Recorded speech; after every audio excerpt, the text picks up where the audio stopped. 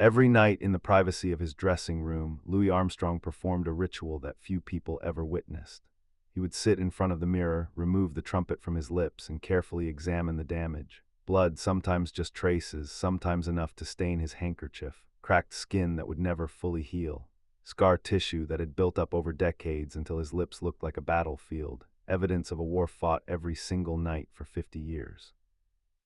His wife Lucille would bring ice, salve, medication. She would beg him to rest, to take time off, to let his body heal. And Louis would nod, would agree that yes, rest would be good, would promise to think about it.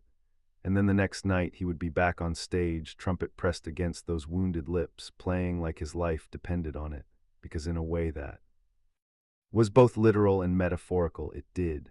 The question nobody could answer, the question Louis himself might not have been able to answer, was whether this was dedication or destruction, whether what he was doing was an act of love or an act of violence against himself, whether the music was worth the price his body was paying. The damage started early, before Louis even understood what he was doing to himself.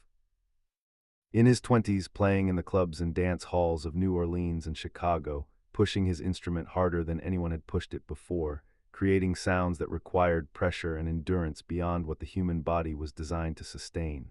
The trumpet is not a gentle instrument. It requires you to press metal against soft tissue and force air through resistance. Your lips become the buffer between intention and sound, absorbing the violence of that collision. For most trumpet players, the key is moderation. Play hard but not too hard. Take breaks. Give your lips time to recover. But Louis Armstrong wasn't interested in moderation. He was interested in revolution, in transforming what the trumpet could do, in playing things that had never been played before. And revolution requires sacrifice. The first serious injury happened in 1926 during a particularly intense recording session. Louis felt something tear in his upper lip, a sharp pain that made him stop mid-phrase. The bandleader suggested they take a break, give Louis time to recover. But there was no time. They were recording on limited budget, limited time, and if they didn't capture the performance that day, there might not be another chance.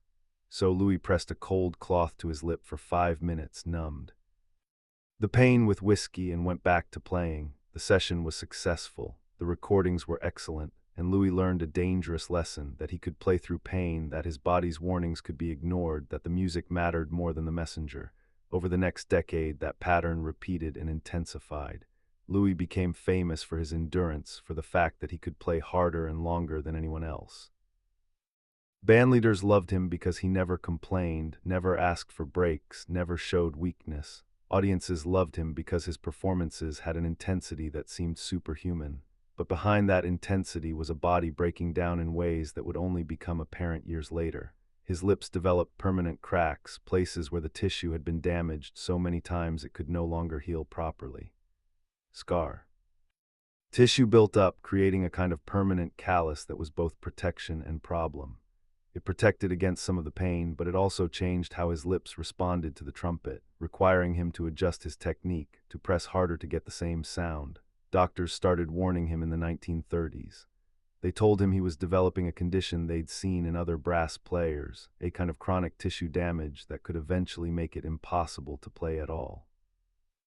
They recommended extended rest, months away from the trumpet, to allow healing. Louis would listen politely, would thank them for their advice, and then ignore it completely. He had a career to build, a family to support, a musical vision to pursue. Rest was a luxury he couldn't afford. Besides, he'd been playing through pain for years. It had become normal, the idea of not playing, of taking time off, felt more dangerous than the physical damage. Because if he stopped, even for a few months, would he be able to start again? Would the industry move on without him? Would younger players take his place? The fear of irrelevance was stronger than the fear of physical harm. By the 1940s, Louis had developed a pre-show ritual that would continue for the rest of his life. Ice to reduce swelling, numbing cream to dull the pain. Sometimes stronger medication when the damage was particularly severe. Warm-up exercises designed not just to prepare his embouchure for playing, but to test how much pain he could tolerate that night. Some nights his lips were in relatively good condition, and the performance would be easier. Other nights, the pain was intense from the first note, and he would have to push through on willpower.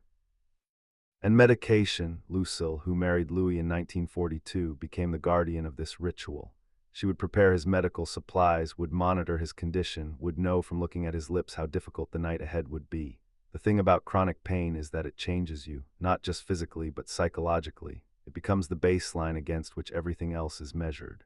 Louis reached a point where playing without pain felt strange, abnormal, almost uncomfortable. The pain became part of the experience of making music, inseparable from the creative act itself. This is where the line between dedication and pathology gets blurry. Was Louis pushing through pain in service of his art, or had he become addicted to the struggle, unable to separate his identity as a musician from his identity as someone who suffered for his music? Did the pain make the music more meaningful, or was that just a story he told himself to justify continuing behavior that was destroying him? Friends and fellow musicians noticed and worried. Duke Ellington, who knew Louis for decades, tried to talk to him about it. "Pops, you don't have to kill yourself for this. Take some time. Your talent will still be there." But Louis would deflect, would make jokes, would change the subject. The truth was that he didn't know how to exist without the music, and the music now required the sacrifice.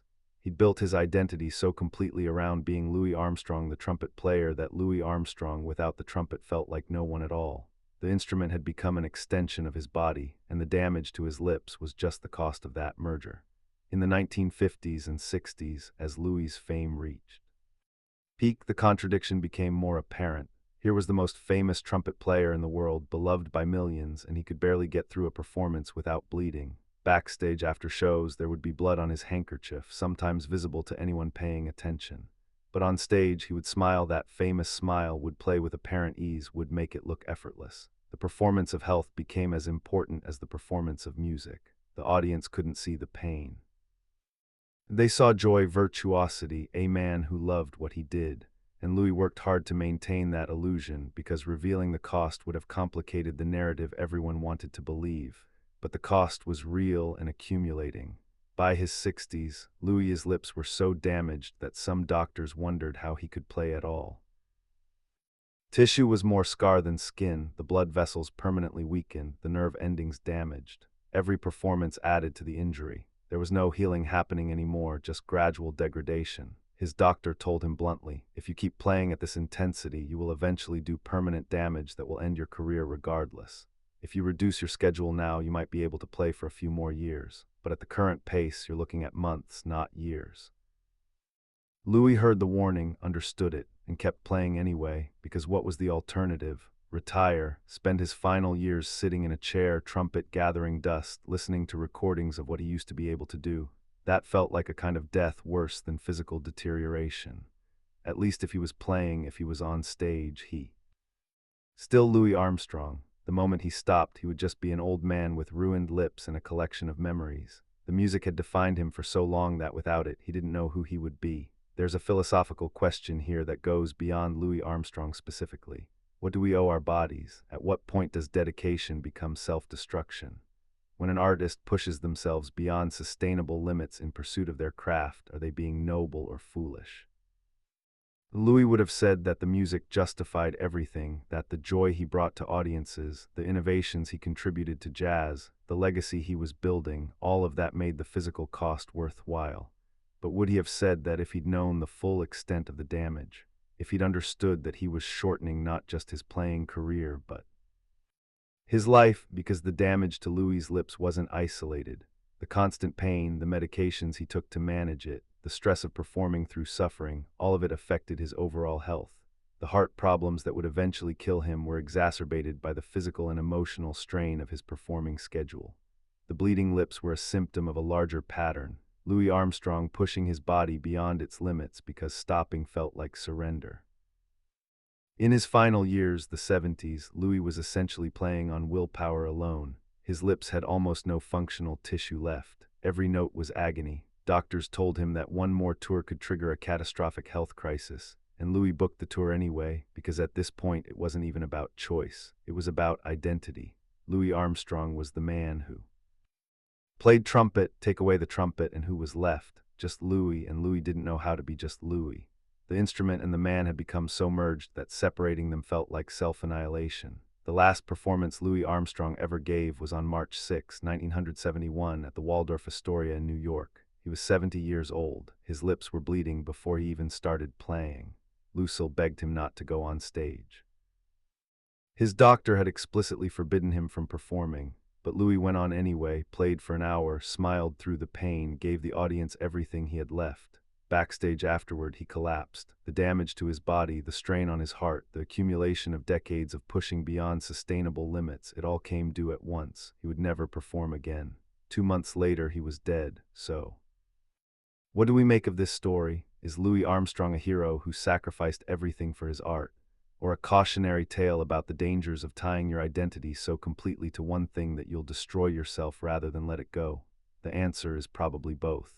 The music Louis created was extraordinary, worth celebrating, genuinely important to the history of jazz and American culture.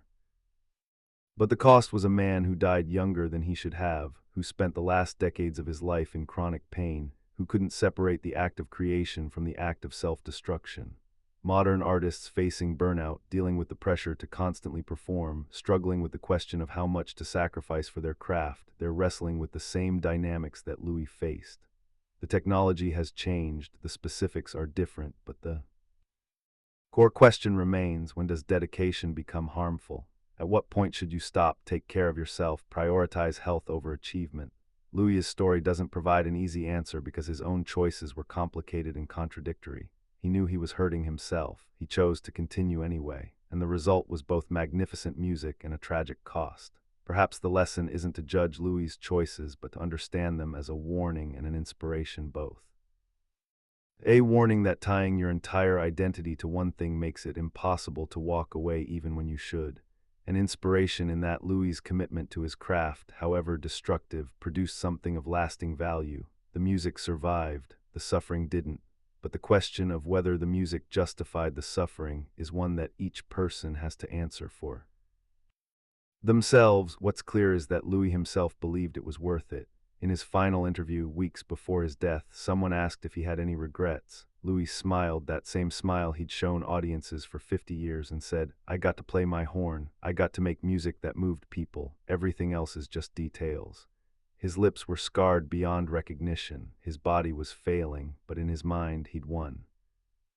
He'd lived the life he wanted, paid the price he was willing to pay, and created something that would outlast the pain.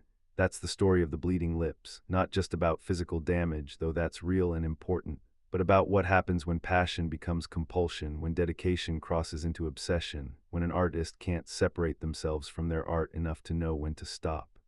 Louis Armstrong played until his body gave out. He bled for his music. And whether that makes him a martyr or a cautionary tale depends on which part of the story you focus on. The magnificent sound he created or the terrible price he paid for creating it. 50 years of bleeding lips, 50 years of choosing music over health, performance over rest, the trumpet over the body that held it. That was Louis Armstrong's bargain with the world, and the world got incredible music in return. But Louis got scars that never healed, pain that never stopped, and a life that ended when his body finally refused to let him ignore its warnings any longer. The bleeding never stopped, not really, not until the music did, and for Louis Armstrong, that's exactly how he wanted it, even if it killed him, especially if it killed him, because dying with a trumpet in his hand, lips bleeding but still playing, that was the only end that would have made sense for a man who couldn't imagine any other way to be.